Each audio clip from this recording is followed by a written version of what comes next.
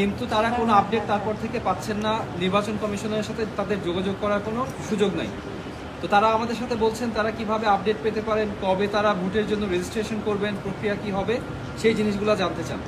এবং তারা আরও উদ্বিগ্ন হয়ে পড়েছেন। কিছু রাজনৈতিক দলের কিছু নেতা বলেছেন যারা প্রবাসীরা আছে তারা ভোট দিতে পারবেন কিনা সেটা নিয়ে সংশয় আছে, তাদের ভোট দেওয়া উচিত কিনা সে বিষয়ে প্রশ্ন আসছে।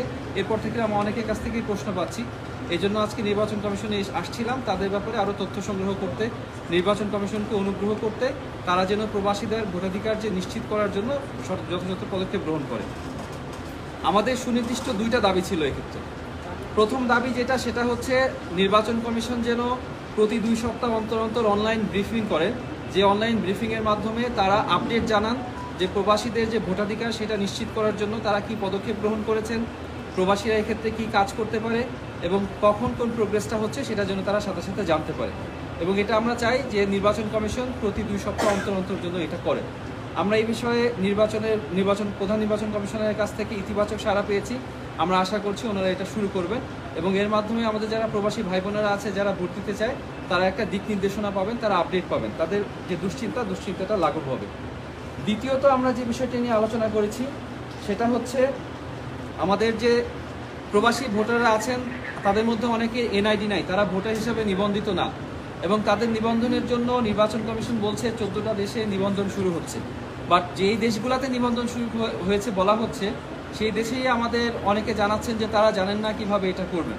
এই জন্য আমরা নির্বাচন কমিশনের কাছে এসে বলেছি যে তারা যেন সুনির্দিষ্ট একটা রোডম্যাপ আমাদেরকে জানান এই আগস্টের 14 তারিখের মধ্যে, যে রোডম্যাপের মাধ্যমে তারা জানাবেন যে সারা বিশ্বের বিভিন্ন দেশে যারা আছেন, যারা এখনও এনআইডি নাই, যারা এখনও ভোটার হিসেবে নিবন্ধিত না, তারা যেন তাদের নিকটস্থ কোন সেন্টারে যেয়ে কোন প্রক্রিয়া ফলো করে তারা নিবন্ধিত হতে পারেন, যাতে করে তারা তাদের ভোটাধিকার নিশ্চিত করতে পারেন। এছাড়া আরও ছোটো ছোটো কিছু বিষয়ে কথা হয়েছে। ফর এক্সাম্পল, তাদের ভোটার নিবন্ধন হওয়ার পরে তারা কিভাবে ভোটের দিন ভোটটা দিবেন, তারা পোস্টাল ব্যালটের মাধ্যমে কিভাবে পাবেন, এগুলো খুঁটিনাটির বিষয়ে তাদের সাথে আলোচনা হবে।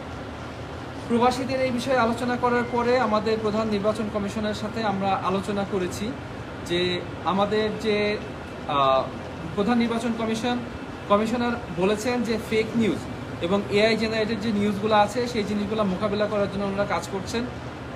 আমরা ওনাদের কাছ থেকে এই বিষয়ে অগ্রগতি জানতে চাচ্ছিলাম, ওনারা কি পদক্ষেপ গ্রহণ করবেন সেটা জানতে চাচ্ছিলাম। প্রধান নির্বাচন কমিশনার এবং ওনাদের কাছ থেকে আমরা যে তথ্য পেয়েছি যে ওনারা এটা নিয়ে কাজ শুরু করেছেন, আমরা ওনাদেরকে জানিয়েছি তারা যেন এই কাজে রাজনৈতিক দলগুলোকে অংশগ্রহণ নিশ্চিত করেন, এই চিন্তাভাবনা, এই ডেলিবারেশনে, যাতে করে এই কাজটা সফলভাবে করা যায়। কারণ এআই জেনারেটেড যে কন্টেন্ট এবং ফেক নিউজ আমাদের ডেমোক্রেসির জন্য, আমাদের গণতন্ত্রের জন্য আসলে একটা হুমকি পেয়ে দাঁড়িয়েছে।